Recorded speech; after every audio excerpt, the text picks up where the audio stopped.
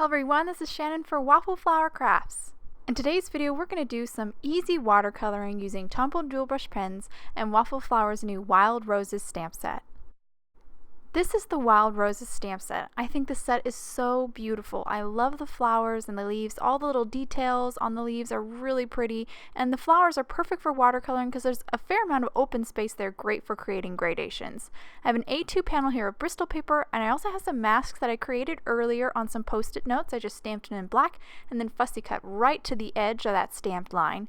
Now I'm going to stamp my largest flower and a leaf here from the Wild Roses stamp set in VersaFine Onyx Black ink. This is a waterproof ink because again we are going to do some watercoloring today.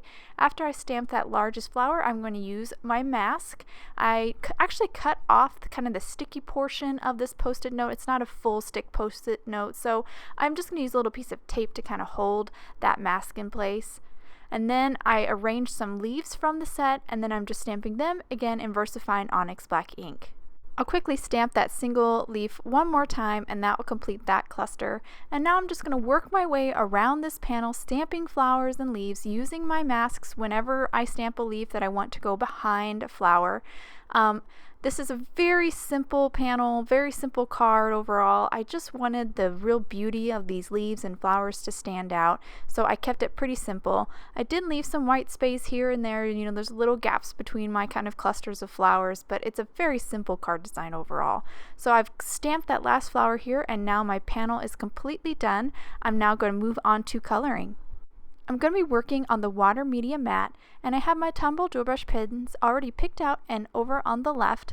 I'm starting with a light green here. This is 133, and I'm just going to color directly with the marker on the paper the tips of the leaves.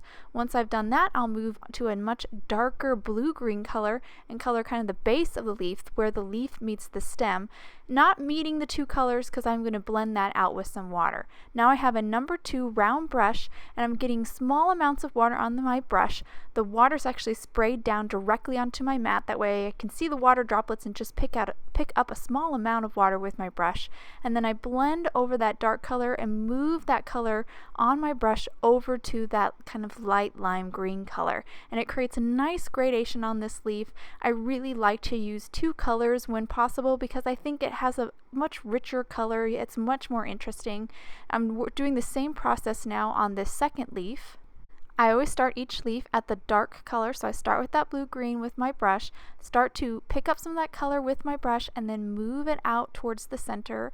If I have too much of that dark color, I'll wipe it on the mat or onto my towel.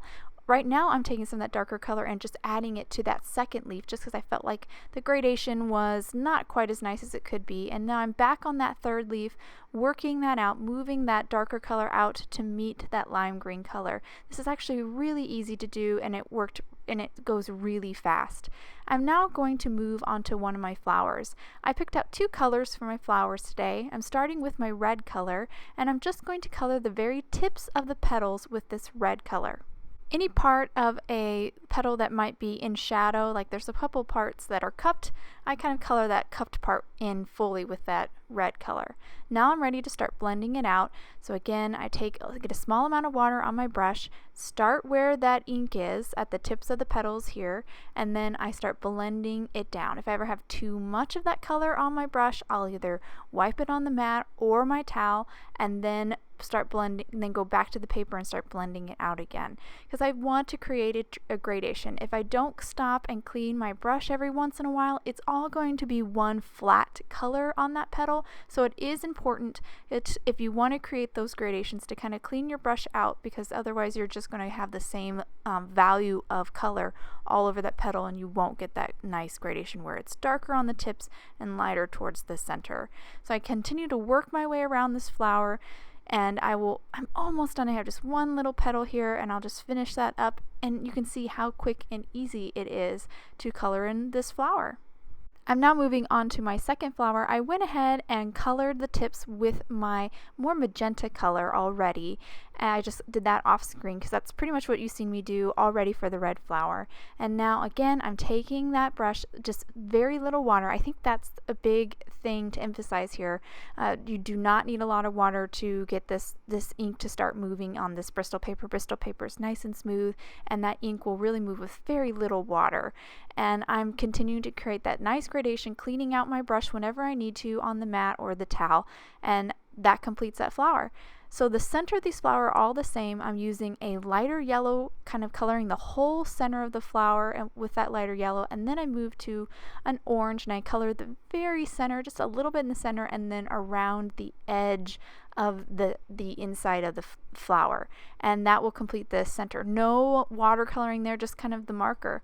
I'm now going to repeat this process for all of my flowers and all of my leaves. So how you saw me color those first two is just repeated here over and over again for the remaining flowers and leaves. I tried to keep the watercoloring pretty simple. The leaves are the most complicated because they have two colors to create that gradation, but overall I think it's a very simple coloring project. If you've been intimidated by watercolors in the past, I suggest giving Tombow Dual Brush Pens a try. I found them really easy to work with, and I just love how bright and vibrant their colors are. So now I'm going to gild the lily a little bit here and add a shadow to these stamped images. I love for florals to add a shadow, especially when it's a pretty simple card. It really helps these images kind of pop off the page, and it just really makes it a really exciting look. So I have a nice light gray here, Tombow Dual Brush Pen, and I'm going around and coloring the lower left side of all the petals and the leaves. I'm thinking that my light source is from the upper right, and that's where my shadow would fall, is on the lower left side. I do break my rule or not color the lower left side here and there, so don't stress too much about making sure you're placing your shadows in the right spot, because you could even go all around your flower, all around your leaves with your shadow, and they would still kind of pop away from the page and have a really cool look.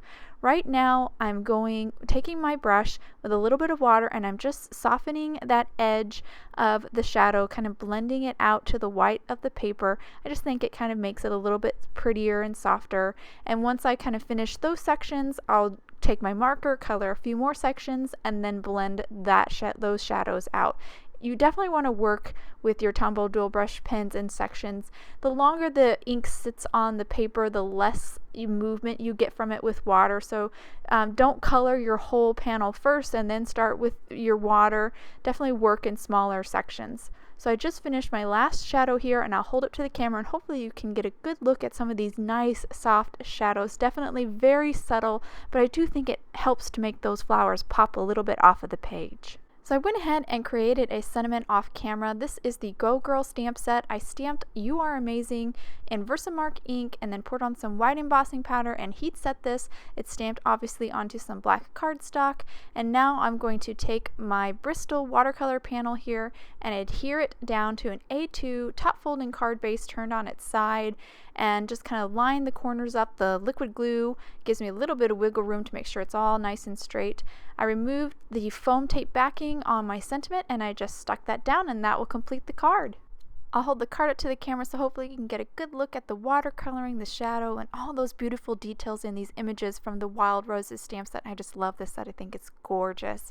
I hope the watercoloring really looked easy to you guys on camera. I love coloring with my Tombow Dual Brush Pens. I find it a really simple and straightforward watercoloring process, and I hope that it looked that way to you guys too.